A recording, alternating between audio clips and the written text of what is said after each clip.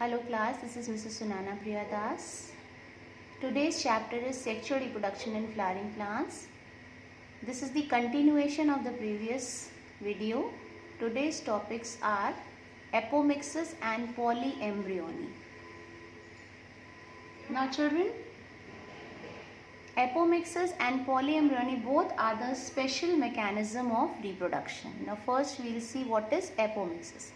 Apomixis is the phenomenon of asexual reproduction that imitates sexual reproduction by formation of seed without fertilization is called apomixis, or it is also called agamospermy. It is called apomixis or agamospermy. Now the ways of development of apomictic seeds, how they are developed. Now first method is the way a diploid egg is formed without reduction division and develops into embryo without fertilization.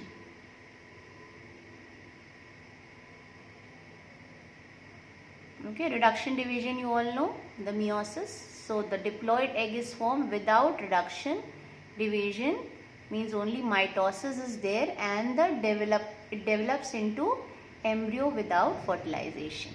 Second way is some cells of nucellus which are diploid in nature start dividing and without fertilization develop into embryo. Example is citrus fruits and mango. Nucellus, you remember that when we have studied the structure of megasporangium, around the embryo sac is the nucellus. So here some nucellus cells which are diploid in nature start dividing and without fertilization develop into embryo. Now next is the polyembryony. What is polyembryony? The occurrence of more than one embryo in a seed is called polyembryony. Example is orange. Now the ways of forming polyembryonic seeds. Development of cell like synergids, cell of nucellus, cell of integuments into embryo. This is the first way how it develops. Second is formation of more than one embryo sac in an ovule. And in the third way is formation of more than one egg in an embryo sac. So these are the ways how the polyembryonic seeds are developed. If you want to see polyembryonic embryo, you can take out some seeds of orange and squeeze them. You will observe that many embryos of different sizes and shapes from each seed. You can see there. Okay children. Now hybrid varieties of several of our food and vegetable crops are being extensively cultivated. Cultivation of hybrids has tremendously increased productivity. One of the problems of hybrids is that hybrid seeds have to be produced every year. If the seeds collected from hybrids are sown, the plants in the progeny will segregate and do not maintain hybrid characteristics. Production of hybrid seed is costly, and hence the cost of hybrid seed become too expensive for the farmers. So to overcome this problem, what can be done?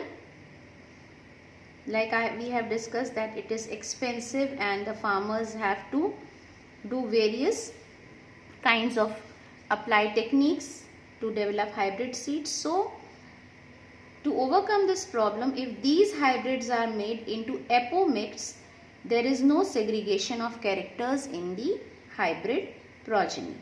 Then the farmers can keep on using the hybrid seeds to raise new crop year after year, and the farmers does not have to buy hybrid seeds every year.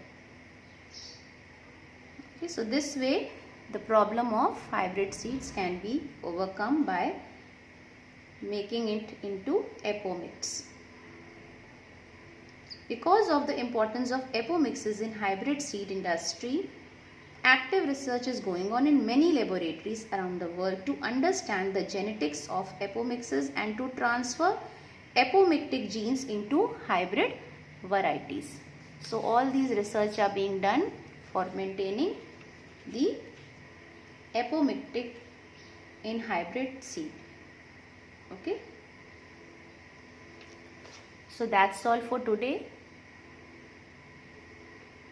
Prepare notes from this video, revise your work. This lesson is completed. Stay at home, stay safe, stay healthy. God bless you all. Goodbye.